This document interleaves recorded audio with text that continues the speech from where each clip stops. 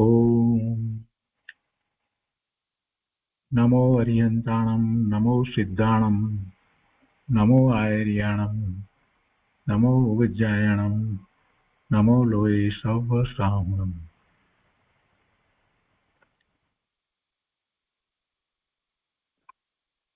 ક્રમબદ્ધ પર્યાય.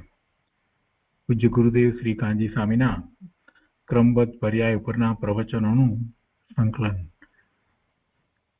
જુદા જુદા વિષયો ઉપર પ્રવચન આપ્યા. જે શાસ્ત્રોનો અભ્યાસ કર્યા હોય એ દરેક શાસ્ત્રોના અભ્યાસ વખતે પૂજ્ય ગુરુદેવ કાંજી સ્વામીએ જે ક્રમબદ્ધ પર્યાયની વાત કરી એને સંકલિત કરી અને આ પુસ્તકમાં લેવામાં આવી છે અને એનો સ્વાધ્યાય આપણે કરી રહ્યા છીએ. ત્યાંથી ક્રમબદ્ધ પર્યાયનો સ્વાધ્યાય આપણે કરી રહ્યા છીએ. આજે આ સ્વાધ્યાય 35મો છે. ક્રમબદ્ધ પર્યાય પ્રવચન પુસ્તક દ્વારા આ 35મો સ્વાધ્યાય છે.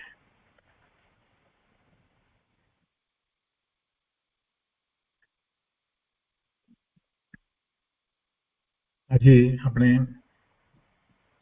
જે વિવિધ વિષયો પ્રશ્ન એના ચાલે છે એમાં ગયા વખતે 5 સમવાયની વાત લીધી હતી. આજે કર્તાની વાત લઈએ છીએ. 98મો પેટાબોલ છે. એમાં કર્તા સંબંધી વાત કરી છે. અહીંયા એક પ્રશ્ન થયો કે પર્યાયો ક્રમબદ્ધ છે, આત્માની પર્યાયો પણ ક્રમબદ્ધ છે. આપણને પણ એમ જ છે કે પર્યાયો ક્રમબદ્ધ છે, આત્માની પર્યાયો પણ ક્રમબદ્ધ જે થવા યોગ્ય છે તે જ થાય છે. માટે આત્મા તેનો અકર્તા છે એ વાત બરાબર છે. ક્રમબદ્ધ પર્યાયની તો વાત બરાબર, પણ પછી આગળ એમ કે છે કે માટે આત્મા તેનો અકર્તા છે એ વાત બરાબર છે. આત્માની પર્યાયો પણ ક્રમબદ્ધ થવા યોગ્ય છે તે થાય છે અને પછી કહે છે કે માટે આત્મા તેનો અકર્તા છે એ વાત બરાબર છે. પર્યાયો ક્રમબદ્ધ છે. બધી જ પર્યાયો ક્રમબદ્ધ છે. જગતના બધા પદાર્થોની પર્યાયો પરિણમન થઈ રહ્યું છે તો થઈ રહ્યું છે અને બધી પર્યાયો ક્રમબદ્ધ છે. આત્માની પર્યાયો પણ ક્રમબદ્ધ જે થવા યોગ્ય છે તે જ થાય છે. માટે આત્મા તેનો અકર્તા છે એ વાત બરાબર છે. ગુરુદેવ એનો ઉત્તર આપતા કહે છે કે ના, એ વાત બરાબર નથી. માટે આત્મા તેનો અકર્તા છે એ વાત બરાબર નથી. કર્તાપણાની મુખ્યતાથી આજે એ વાત આપણે સમજવાની છે. ક્યાં આપણી ભૂલ થાય છે એ ખ્યાલ આવશે. ગુરુદેવ કહે છે કે ના, શેને માટે ના પાડી? આ ક્રમબદ્ધ પર્યાય જે થઈ રહી છે એનો આત્મા અકર્તા છે એમ જ્યારે કહ્યું તો કહે છે કે ના, આત્મા પોતાની પર્યાયનો અકર્તા છે એ વાત બરાબર નથી. પોતાની પર્યાય થાય છે, પોતાના પરિણામ થાય છે, એનો એ અકર્તા કેવી રીતે હોય? આત્મા પોતાની પર્યાયનો અકર્તા છે એ વાત બરાબર નથી. પોતાની જે ક્રમબદ્ધ પર્યાયપણે આત્મા પરિણમે છે તેનો કર્તા આત્મા પોતે જ છે, બીજો કોઈ કર્તા નથી. પરંતુ અહીં એટલું વિશેષ સમજવા યોગ્ય છે કે આત્માનો જ્ઞાયક સ્વભાવ છે, એવી જેની દ્રષ્ટિ થઈ છે, એવી જેની શ્રદ્ધા થઈ છે. આત્માનો જ્ઞાયક સ્વભાવ છે એવી જેની દ્રષ્ટિ થઈ છે કે ક્રમબદ્ધ પર્યાયનો નિર્ણય થયો છે તે જીવ મિથ્યાત્વાદી ભાવો રૂપે પરિણમતો જ નથી. આ વાત સમજવા જેવી છે. પહેલી વાત, પ્રશ્નનો જવાબ તો આપ્યો કે આત્મા પોતાની પર્યાયનો કર્તા છે, ક્રમબદ્ધ પર્યાયપણે આત્મા પરિણમે છે તેનો કર્તા આત્મા પોતે જ છે. પરંતુ વિશેષ આ સમજવા જેવું છે કે આત્માનો જ્ઞાયક સ્વભાવ છે એવી જેની દ્રષ્ટિ થઈ છે કે ક્રમબદ્ધ પર્યાયનો નિર્ણય થયો છે તે જીવ મિથ્યાત્વ આદિ ભાવો રૂપે પરિણમતો જ નથી. એનો અર્થ શું થયો કે જેને ક્રમબદ્ધ પર્યાયનો નિર્ણય થયો છે એને સમ્યક દર્શન છે, આત્માનો જ્ઞાયક સ્વભાવ છે એવી જેની દ્રષ્ટિ થઈ છે, પ્રતીતિ થઈ છે, એ સમ્યક દ્રષ્ટિ થયો અને ક્રમબદ્ધ પર્યાયનો નિર્ણય થયો છે. તો એનો અર્થ પણ એમ જ થયો, કેમ કે અહીંયા તો ગુરુદેવ કહે છે કે એવો નિર્ણય થયો છે તે જીવ મિથ્યાત્વ આદિ ભાવો રૂપે પરિણમતો જ નથી. તેથી મિથ્યાત્વ આદિ ભાવોનો તો તે અકર્તા જ છે. તેમજ જે અલ્પ રાગ આદિ વિકાર થાય છે, મિથ્યાત્વની વાત તો પૂરી કરી, પણ છતાંય હજી પૂર્ણ દશા ન થાય ત્યાં સુધી એને શુભભાવ તો થાય છે ને, એની ભૂમિકા અનુસાર જે ગુણસ્થાને છે તે પ્રમાણે. તો કે છે કે તેમજ જે અલ્પ રાગાદી વિકાર થાય છે તેમાં પણ તે એકત્વપણે નથી. મિથ્યાત્વાદી ભાવોનો તો તે અકર્તા જ છે, પણ જે અલ્પ રાગાદી વિકાર થાય છે તેમાં પણ તે એકત્વપણે નથી પરિણમતું. તે અપેક્ષાએ તે રાગાદિનો પણ અકર્તા છે, મિથ્યાત્વાદી ભાવોનો અકર્તા છે. અને આ રીતે તર્ક દ્વારા ગુરુદેવ સમજાવે છે કે રાગાદિનો પણ અકર્તા છે, પરંતુ પોતાના સમ્યક દર્શન જ્ઞાન આદિ નિર્મળ ક્રમબદ્ધ પરિણામનો તો તે કરતા છે. ક્રમબદ્ધ પરિણામનો એવો અર્થ નથી કે આત્મા પોતે કરતા થયા વિના જ તે પરિણામ થઈ જાય, એવો અર્થ નથી. ક્રમબદ્ધ પર્યાયની વાત કરી, ક્રમબદ્ધ પરિણામ થાય છે, તો એનો એવો અર્થ નથી કે આત્મા પોતે પોતાના એવા ક્રમબદ્ધ પરિણામ થાય છે તો એનો એ કરતા થયા વિના જ તે પરિણામ એ થઈ જાય છે, એવી વાત નથી. જ્ઞાની પોતાના નિર્મળ જ્ઞાન ભાવને કરતો થકો તેનો પોતે કરતા થાય છે, અને અજ્ઞાની પોતાના અજ્ઞાન ભાવને કરતો થકો તેનો કરતા થાય છે. આ રીતે દરેક દ્રવ્ય પોતે જ પોતપોતાના ક્રમબદ્ધ પરિણામનો કરતા છે. એ પછીથી ક્રમબદ્ધ પર્યાય અને તેનું કરતાપણું એમાં આગળ વાત કરે છે. પ્રશ્ન કર્યો છે કે ક્રમબદ્ધ પર્યાય છે તેમાં કરતાપણું છે કે નહીં? કરતાપણું તો હોય જ ને. ઉપર વાત કરી એમાં તો સ્પષ્ટતા કરી કે આત્મા પોતે છે કરતા, અને અહીંયા બધા વિશે વિચાર કરવા જઈએ, બધા પદાર્થનો વિશે વિચાર કરવા જઈએ તો પણ વસ્તુ સ્વરૂપ એમ જ છે. પ્રશ્ન કર્યો છે કે ક્રમબદ્ધ પર્યાય છે તેમાં કરતાપણું છે કે નહીં? ગુરુદેવ કહે છે કે હા, જેણે સ્વસન્મુખ થઈને પોતાના જ્ઞાયક સ્વભાવનો નિર્ણય કર્યો છે તેને પોતાની નિર્મળ ક્રમબદ્ધ પર્યાયનું કરતાપણું છે, અને જેને જ્ઞાયક સ્વભાવની દ્રષ્ટિ નથી અને પરમા કર્તૃત્વ બુદ્ધિ છે તેને પોતામાં મિથ્યાત્વ આદિ મલિન ભાવોનું કરતાપણું છે. એ વાત સાથે લઈ લીધી છે. જેણે સ્વસન્મુખ થઈને પોતાના જ્ઞાયક સ્વભાવનો નિર્ણય કર્યો છે તેને પોતાની નિર્મળ ક્રમબદ્ધ પર્યાયનું કરતાપણું છે, અને જેને જ્ઞાયક સ્વભાવની દ્રષ્ટિ નથી અને પરમાં કર્તૃત્વ બુદ્ધિ છે, ખરેખર પરના કાર્યો કરી શકતો નથી, પણ એને મિથ્યાત્વને કારણે એવી કર્તૃત્વ બુદ્ધિ છે, તો તેને પોતામાં મિથ્યાત્વ આદિ મલિન ભાવોનું કરતાપણું છે. એ મલિન ભાવોનો કરતા થાય છે. અજીવને તે અજીવની ક્રમબદ્ધ અવસ્થાનું કરતાપણું છે. જળ છે એને પોતાની જે પર્યાય બદલાય છે, પરિણમન થઈ રહ્યું છે, તો એની જે અવસ્થા થાય છે એનું કરતાપણું છે. ભલે જાણે નહીં, જ્ઞાન ન કરે તો પણ અજીવને તે અજીવની ક્રમબદ્ધ અવસ્થાનું કરતાપણું છે.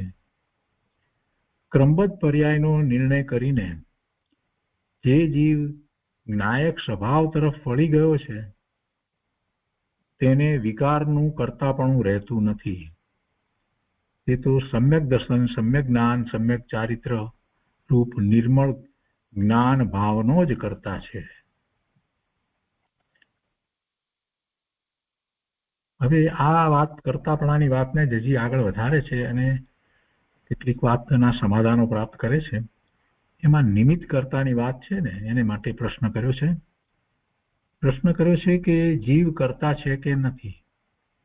હા, જીવ કર્તા ખરો, પણ શેનો કર્તા?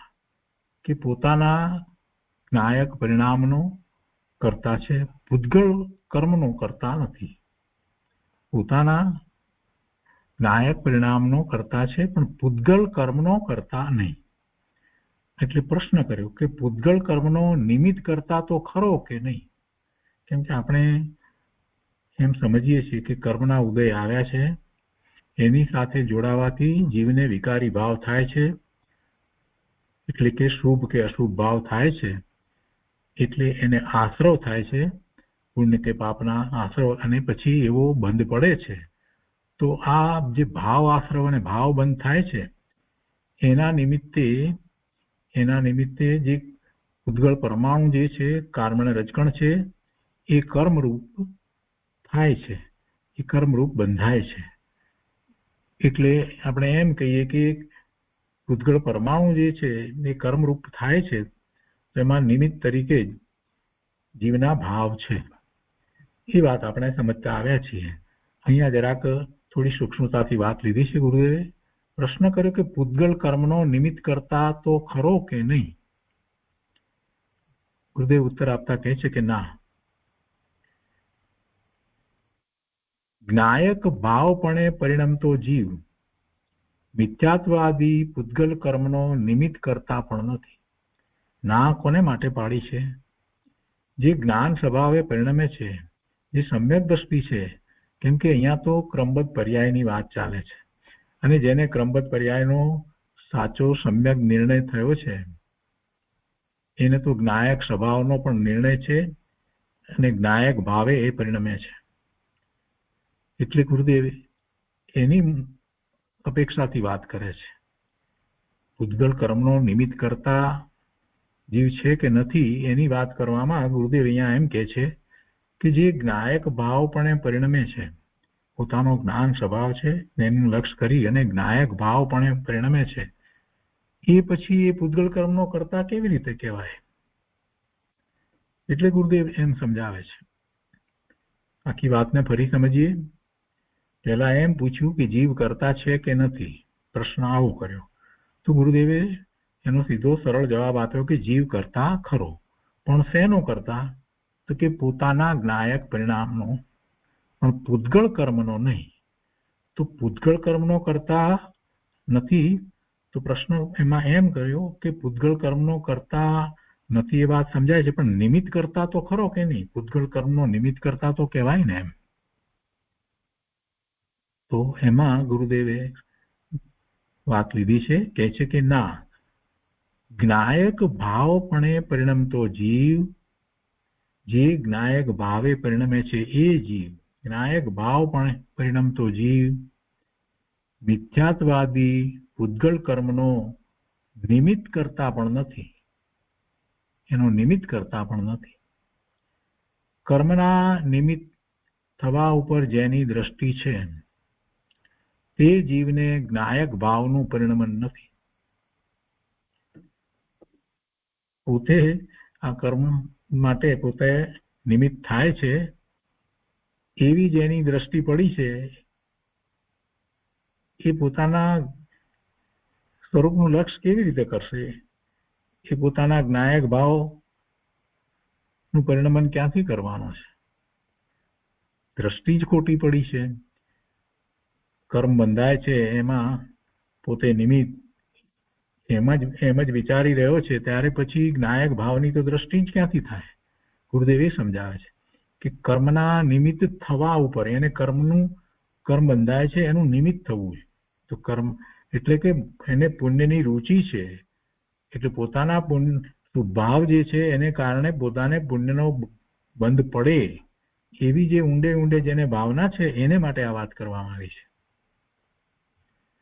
એટલે કે આપણે એક શુભભાવ કરીએ છીએ, તો એ શુભભાવના નિમિત્તે પુણ્યની પ્રકૃતિ, કર્મની પુણ્યની પ્રકૃતિઓ બંધાય, અને પછી એના ફળ આવે, એને કારણે અનુકૂળતાઓ વગેરે પ્રાપ્ત થાય. તો એમ એ કર્મના નિમિત્ત થવા ઉપર જેની દ્રષ્ટિ છે તે જીવને જ્ઞાયક ભાવનું પરિણમન નથી. પોતાનો જ્ઞાયક ભાવ એનું મહાત્મા લાગ્યું નથી અને એનું એવું પરિણમન નથી, એનું લક્ષ્ય જ એ તરફ નથી. તે જીવને જ્ઞાયક ભાવનું પરિણમન નથી, પણ અજ્ઞાન ભાવનું પરિણમન છે. અજ્ઞાન ભાવને લીધે જ તે પૂતગલ કર્મનો નિમિત્ત કરતા થાય છે. અજ્ઞાન ભાવને લીધે જ તે પૂતગલ કર્મનો નિમિત્ત કરતા થાય છે અને તે જ સંસારનું કારણ છે. તે સંસારનું જ કારણ છે. આ વાત આચાર્ય દેવે આગળ પછી જે ગાથાઓ આવતી હોય એમાં બહુ સરસ રીતે સમજાવી છે. સમયસારની અંદર વાત આવી છે એટલે ત્યાંથી આ વાત લેવામાં આવી છે. પણ કોણ કર્મનો કરતા થાય? નિમિત્ત કરતા. બરાબર, આપણે સમજીએ છીએ કે કર્મ જે થાય છે તો પૂતગળ પરમાણુનું કાર્ય છે, એને કારણે બંધાય છે, પણ એમાં જીવના ભાવ છે તે નિમિત્ત કારણ છે, એટલે જીવ એનો નિમિત્ત કરતા છે. આટલી વાત આપણે જે પકડીને બેસી ગયા હતા એમાં ગુરુદેવ અહીંયા એમ કે છે કે ભાઈ એ વાતમાં જરાક ફેર પડે છે. એવું તને લાગે છે, એનો અર્થ એ જ છે કે તને એવા જે કર્મ જે છે એનું નિમિત્ત થવું એની રુચિ પડી છે, એટલે કર્મના નિમિત્ત થવા ઉપર તારી દ્રષ્ટિ પડી છે. કયા કર્મના નિમિત્ત થવું છે? પુણ્ય. બધાને પુણ્ય જોઈએ છે અને પુણ્યના ઉદયો જોઈએ છે. એટલે એનો અર્થ એ થયો કે એવા પુણ્યના બંધ પડે એ માટે પોતાના શુભભાવ, તો એ શુભભાવના નિમિત્તે એવી કર્મની પ્રવૃત્તિ બંધાય છે. બસ તો એ ત્યાં જ અટક્યો છે, ત્યાં જ રોકાઈ ગયો છે. એને શુદ્ધ આત્મા, પોતાનો શુદ્ધ આત્મા, પોતાનું શુદ્ધ સ્વરૂપ એનું તો લક્ષ્ય જ નથી. કેટલી મોટી ભૂલ છે. કર્મના નિમિત્ત થવા ઉપર જેની દ્રષ્ટિ પડી છે. ઘણાને હોય છે ને કે આપણે સારા કામમાં નિમિત્ત થઈએ, હા એના જેવી વાત છે કે ભાઈ તું સારા કામમાં નિમિત્ત ક્યાંથી થાય? એ તો થવાનું છે, તે થાય. તું તારું વિચાર ને, તું તારા જ્ઞાન સ્વભાવનો નિર્ણય કર અને એવું જ્ઞાયક ભાવનું પરિણમન થાય, એવું જ્ઞાયક ભાવનું પરિણમન થાય તો પછી તને આનંદ, સુખ, શાંતિનો અનુભવ થાય અને કર્મના બંધ પડે નહીં. એટલે જે પૂતગળ કર્મનો નિમિત્ત કરતા જે કહેવામાં આવ્યો એ તો અજ્ઞાનીને કહેવામાં આવ્યો છે. જ્ઞાની કાંઈ પૂતગળ કર્મનો નિમિત્ત કરતા થતો નથી. બહુ સ્પષ્ટ વાત કરી છે. અજ્ઞાન ભાવનું પરિણમન છે. અજ્ઞાન ભાવને લીધે જ તે પૂતગળ કર્મનો નિમિત્ત કરતા થાય છે અને તે સંસારનું જ કારણ છે. આવી વાત છે.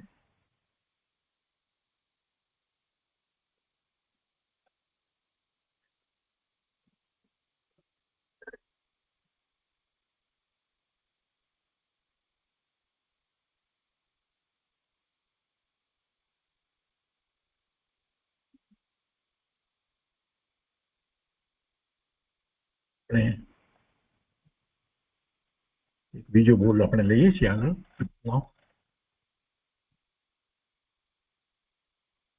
શક્તિ વિશેનો જે છે બોલ એ આગળ લઈએ છીએ.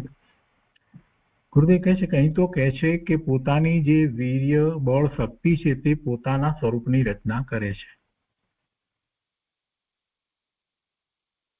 પોતાની જે વીર્ય ગુણ છે ને, એ બળ છે, શક્તિ છે, તે પોતાના સ્વરૂપની રચના કરે છે. શ્રદ્ધા, જ્ઞાન, શાંતિ, વિતરાગતાને રચે છે. એ સમયે ક્રમવર્તી પર્યાય છે તે નિર્મળ છે.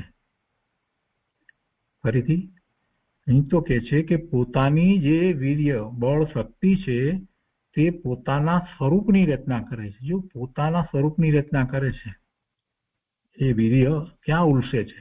પોતાના સ્વરૂપની રચનામાં ઉલસે છે. એટલે શ્રદ્ધા, જ્ઞાન, શાંતિ, વિતરાગતાને રચે છે. એ સમયે ક્રમવર્તી પર્યાય છે તે નિર્મળ છે. ક્રમવર્તી પર્યાય નિર્મળ છે અને અક્રમવર્તી છે તે ગુણો છે, એ આપણે જાણીએ છીએ.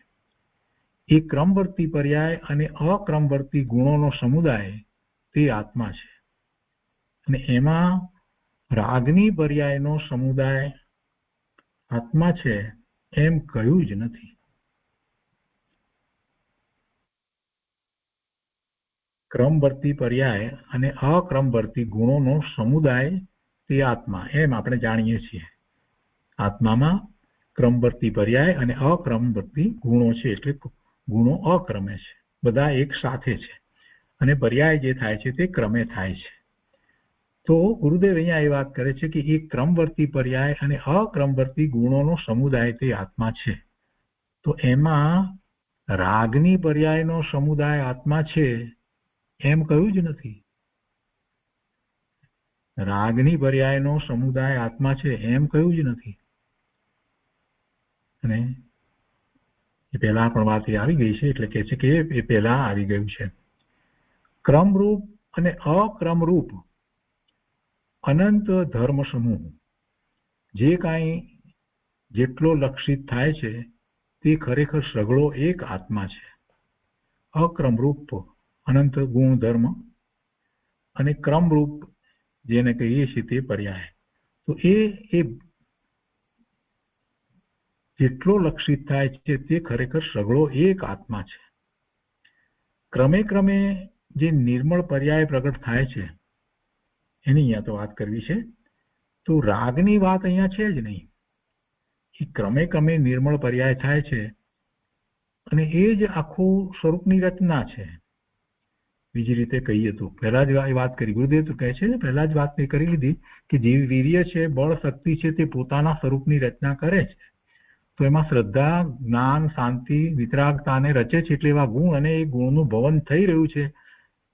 ગુણ છે એ બધા, અને એનું ભવન થઈ રહ્યું છે, જેને આપણે કારણ શુદ્ધ પર્યાય કહીએ છીએ. તો એ બધું વીર્ય બળને કારણે છે. ને એ સમયે એક ક્રમવર્તી પર્યાય છે તે નિર્મળ છે. અને રાગની પર્યાય જે છે એ એમાં છે જ નહીં. આત્મા જ્યારે કયો ક્રમવર્તી પર્યાય અને અક્રમવર્તી ગુણોનો સમૂહ એમ કહ્યું, તો એમાં આ રાગની પર્યાય એ એમાં આવતી જ નથી. ક્રમરૂપ અને અક્રમરૂપ અનંત ધર્મ સમૂહ જે કાંઈ જેટલો લક્ષિત થાય છે તે ખરેખર સઘળો એક આત્મા છે. ક્રમે ક્રમે જે નિર્મળ પર્યાય પ્રગટ થાય છે તેની વાત છે. રાગની વાત અહીંયા છે જ નહીં. કારણ કે રાગનો સમુદાય એ આત્મા એમ છે જ નહીં. રાગને તો વિકાર, અચેતન, જડ, અજીવમાં નાખી દીધો છે.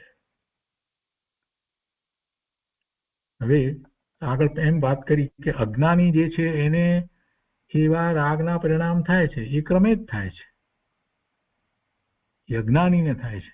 અહીંયા તો જ્ઞાનીની અપેક્ષા અને ત્યાર પછીથી શુદ્ધ દ્રવ્ય, શુદ્ધ જીવની અપેક્ષાથી આખી વાત લીધી છે.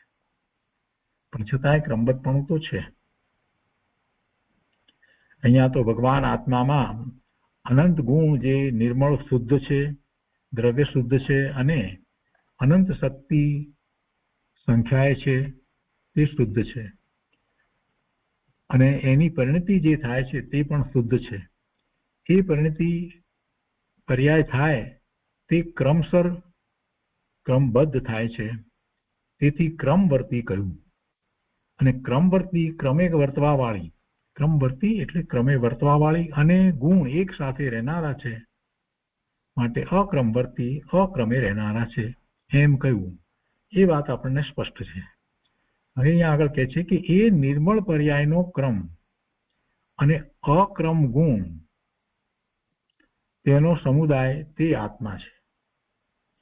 અને આ જ્યારે આત્મા છે તો એને અનુસરીને પ્રગટ જે પર્યાય થાય છે, નિર્મળ પરિણામ જે થાય છે, સમ્યક દર્શન, સમ્યક જ્ઞાન, સમ્યક ચારિત્ર, રત્નત્રયના પરિણામ થાય છે, એ પણ ક્રમવર્તી છે. એ પણ ક્રમવર્તી છે. એ તો વાત પહેલા અગાઉના બોલમાં આવી ગઈ.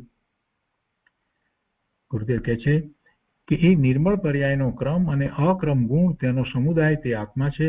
તેમાં કોઈ રાગ કે વ્યવહાર આવ્યો નહીં. ગુરુદેવ પૂછે છે, સમજાય છે કાંઈ? ગુરુદેવ કહે છે કે ભાઈ, આ કુંદકુંદાચાર્ય ભગવાન ઉકાર કરે છે અને ટીકામાં અમૃતચંદ્રાચાર્ય ભગવાને આ વાતને કાઢી છે. એ ગાથાની અંદર હતું ત્યાંથી આ વાત કાઢી છે, એનું સ્પષ્ટીકરણ કર્યું છે. એ ભાવ અંદર ગાથામાં હતા તો એમાંથી એ ભાવને આચાર્ય ભગવાને, અમૃતચંદ્રાચાર્ય ભગવાને ટીકામાં બહાર કાઢ્યા છે.